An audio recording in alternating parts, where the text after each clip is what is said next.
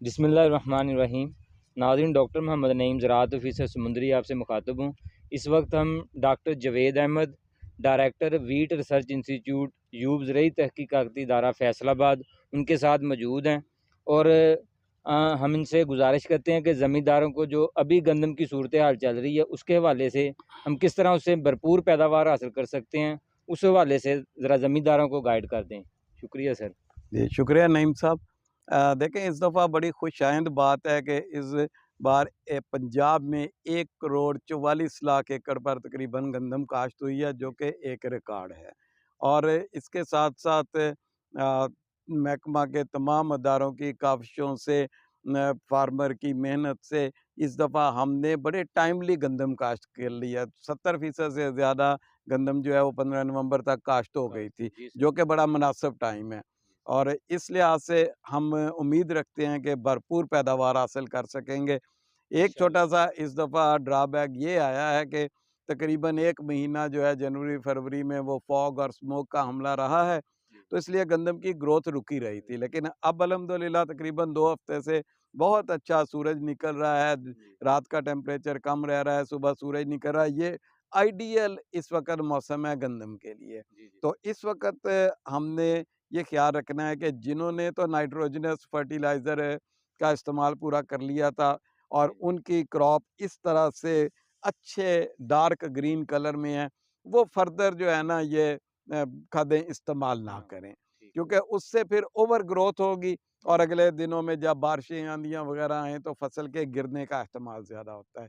ताहम जो दोस्त प्रॉपर फर्टिलाइज़र इस्तेमाल नहीं कर सके और उनकी जो गंदम है उसकी बढ़ोतरी रुकी हुई है, वो पीलेपन का शिकार है, जी सर। तो वो भी अब ये है कि इस स्टेज पे बेहतर है कि फोलियर एप्लीकेशन की तरफ जाएँ, जी, जी। जिसमें एनपीके जो 20-20-20 के तनासब से मार्केट में आम दस्तयाब है, जी सर। उसका 3% सॉल्यूशन जो है वो स्प्रे करें। जी, जी। 15 दिन के वक़्फे से 2 दफ़ा स्प्रे कर सकते हैं, जी, जी। उससे काफ़ी मुस्बत असरात आएँगे। जी, तो जी। उसके लिए आपने तकरीबन आम तौर पे 100 से 120 लीटर तक पानी। पानी एकड़ में इस्तेमाल होता है, तो उसमें 3 किलो जी, जी। एनपीके जो 20-20-20 तनासब वाली हो, 3 किलो उसमें अच्छी तरह हल करके उसका स्प्रे कर दें। जी, जी। तो इसके साथ-साथ बीमारियों का मुशाहदा करते रहें, अगर रस्ट का अटैक नज़र आए, जी, जी। तो फिर उसका स्प्रे कर दें। लेकिन वो भी अगर किसी ने पुरानी वैराइटियाँ काश्त की हैं, उसमें ज़्यादा ख़तरा है। जो नई अक़साम है, इनमें क़ुव्वत मुदाफ़त बहुत अच्छी है, इनमें जी। रस्ट जो है वो इकोनॉमिक लॉस की तरफ नहीं जाती। नहीं। तो उसके साथ-साथ अब पानी का मरहला ऐसा है कि जी, जी। गोब की हालत में और उसके बाद दाना बनते वक़्त जो है वो पानी की शॉर्टेज नहीं आनी शॉर्टेज नहीं। चाहिए, क्योंकि अगर उस वक़्त पानी की शॉर्टेज आए तो वो जो है ना, पहले अगर गोब की शक्ल में आए तो फिर वो भी छोटे सिट्टे रह जाते हैं, जी सर। पॉलिनेशन प्रॉपर नहीं हो पाती। इसी तरह दाना बनते वक़्त चूँकि गर्मी बढ़ गई होती है, जी सर। अगर पानी का स्ट्रेस आए तो दाना जो है वो उसकी भराई मुकम्मल नहीं हो पाती और वो श्रिवल्ड सा ग्रेन रह जाता है। जी, तो जी। हमारे वो पैदावार में एक बहुत बड़ा हमारा नुकसान होता है। जी, तो जी। इसलिए अब इन मरहलों पर जो है वो हमें ज़्यादा जो है एहतियात की ज़रूरत है, क्योंकि जी, हमने जी। मेहनत की हुई है, इस पे इनपुट लगाए हुए हैं। जी, अगर जी। हम ये छोटी-सी कोई कोताही करेंगे तो हमें काफ़ी नुकसान होगा। नुकसान होगा। उसके बाद फाइनल मरहले पे भी कुछ हमारी सुस्ती हो जाती है कटाई और गहाई के वक़्त। जी, जी। पंजाब में आम तौर पे देखा गया है कि बाज़ सूरतों में 10 से 15% नुकसान हम सिर्फ़ जो है ना प्रॉपर थ्रेशर या कंबाइन हार्वेस्टर ना होने की वजह से दानों का नुकसान कर लेते नुकसान। हैं। तो इसके लिए अगर तो हमने रीपर या कंबाइन हार्वेस्टर से कटाई करनी है, गहाई तो ज़ाहिर है थ्रेशर से होनी है, तो इन मशीनरी का ख़्याल रखना है। अगर हमने थ्रेशर भी इस्तेमाल करना है, हम देखें कि थ्रेशर दाने तोड़ तो नहीं रहा, तूड़ी में तो दाने नहीं जा रहे। अगर ऐसी कोई सिचुएशन है तो पहले उसकी मरम्मत करके फिर चलाया जाए।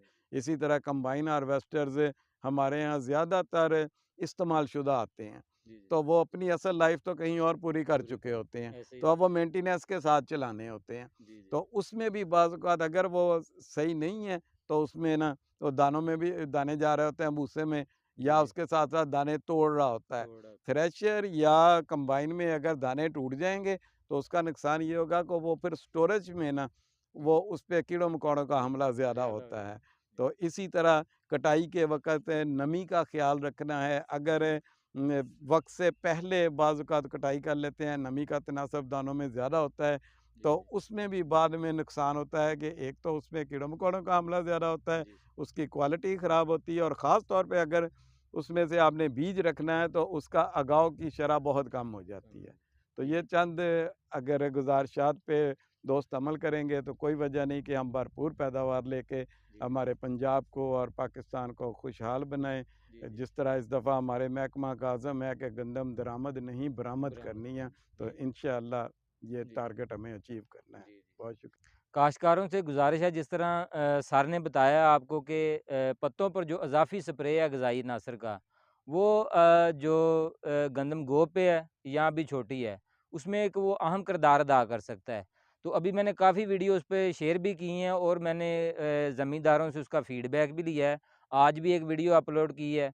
तो उस हवाले से जिस तरह सर ने बताया कि एनपीके आप ले लें और साथ में आप मैग्नीशियम सल्फ़ेट आधा किलोग्राम और साथ में बोरिक एसिड 100 ग्राम।